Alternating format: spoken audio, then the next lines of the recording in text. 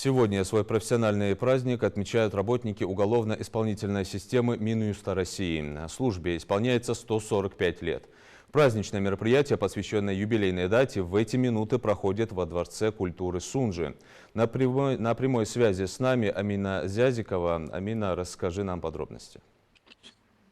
Добрый день, Исур. Сейчас в самом разгаре находится мероприятие, посвященное 145-му юбилею со дня создания уголовно-исполнительной системы России. И в Уйгурской же системе исполняется 15 лет. Чтобы поздравить тех, кто оберегает нас и защищает от правонарушителей, подготовили специальную концертную программу. Государственная филармония имени Ахмеда Тинькоева выступила с несколькими номерами. Прошла церемония награждения, где Юсупа Харгиева наградили за его плодотворную работу. Юсуп, что для вас означает эта награда? Добрый день, еще раз приветствую вас на нашем мероприятии. Эта награда небольшое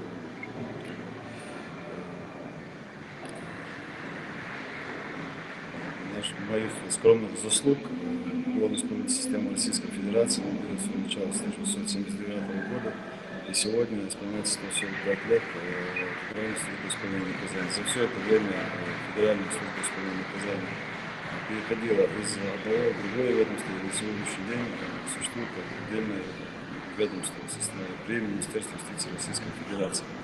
А наша республика, Федеральная служба исполнения наказаний, функционирует с 2009 года.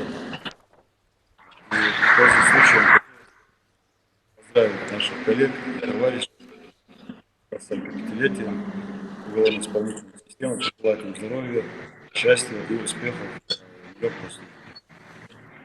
Наше мероприятие заканчивается, выступление час. На этом у меня все.